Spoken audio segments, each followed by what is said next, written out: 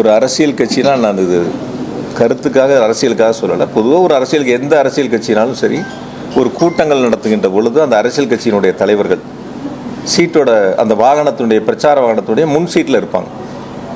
அல்லது கூட்டம் அதிகமாக இருந்தால் அந்த வாகனத்தின் மேலே ஏறி இருக்கக்கூடிய பொதுமக்களையும் தங்களுடைய தொண்டர்களையும் பார்த்து கையசைப்பாங்க.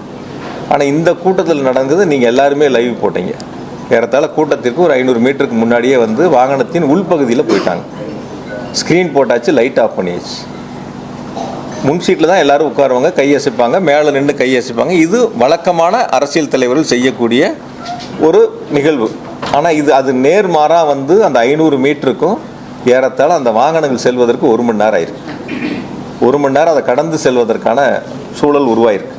அந்த இடங்களில் கூட எனக்கு சொன்ன வரைக்கும் காவல்துறை வந்து கூட்ட நெரிசல் அதிகமாக இருக்குது, கொஞ்சம் முன்னாடியே நிறுத்தி பேசிடலான்னு அவங்க எடுத்து சொல்லியும் அதை கேட்காம பிரச்சார இடங்கள் நாங்கள் நிர்ணயிக்கப்பட்ட இடங்களில் தான் கொண்டு போய் வாகனத்தை நிறுத்தணுங்கிறது பொறுமையாக எடுத்து கொஞ்சம் கொஞ்சமாக எடுத்து கொண்டு போய் அந்த இடங்களில் நிறுத்தினதா காவல்துறையினுடைய தகவல், அங்கே இருக்கக்கூடிய பொதுமக்களுடைய கருத்து. ஆக கூட்ட நெரிசல் அதிகமாக இருக்கும்போது கொஞ்சம் முன்னாடி நிறுத்தி பேசுறதுல எந்த விதமான தவறுகளும் இல்லை. வாகனத்தில் முன்பகுதியில் நின்று அங்கேருந்து நம்ம திருக்கம்பள்ளி ரவுண்டானாலேருந்து கையசிச்சிருந்தாலோ அல்லது மேலே நின்று கையசிச்சிருந்தாலோ அந்த இடங்களில் இது போன்ற கூட்ட நெரிசல் வந்திருக்காது அப்படிங்கிறது பொதுவான மக்களுடைய கருத்து. ஆக எல்லா இருக்கக்கூடிய மக்களும் கூட்ட இடத்திற்கு வர வேண்டும் என்பதற்காகவே இது போன்ற ஒரு நிகழ்வு ஏற்பட்டதா என்பது பொதுமக்களுடைய ஒரு சந்தேகமாக இருக்குது. தன்னை பார்க்க வேண்டியவங்க எல்லாரும் பொதுமக்கள் அந்த பொதுக்கூட்டம் நடக்கக்கூடிய இடங்களுக்கு வந்தால் தான் சரியாக இருக்கும்.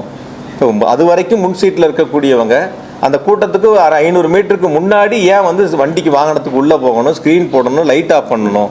இது ஒரு பொதுவான எதிர்மறையான கேள்விகள் இருக்குது. நான் இருக்கக்கூடிய பத்திரிகையாளர் எல்லாத்துட்டும் கேட்குறேன். தொடர்ச்சியாக எங்களுடைய இயக்கத்தின் சார்பில் பத்திரிகையாளர் சந்திப்பு நடத்தினாலும் இது மாதிரி கேள்விகள் வைக்கிறீங்க.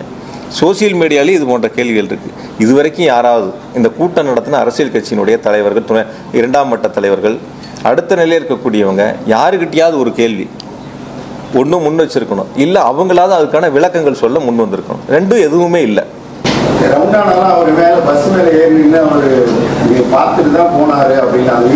ரவுண்டானா வரைக்கும் முன் வரிசையில் நின்னவங்க, மேலே நின்னவங்க ரவுண்டானாவில் ஒரு இடங்கள்ல மேலேறி கையை காட்டிட்டு கீழே போகிறாங்க.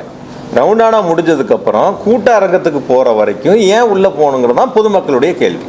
அப்போ அந்த வழி நெடுக நின்று 500 மீட்டர் தூரத்துக்கு நின்னவங்க முன் சீட்டில் இருந்திருந்தாலோ மேலே இருந்திருந்தாலோ அங்கேயே பார்த்துட்டு அப்படியே போயிருப்பாங்க, கூட்டத்துக்குள்ளே வந்திருக்க மாட்டாங்க.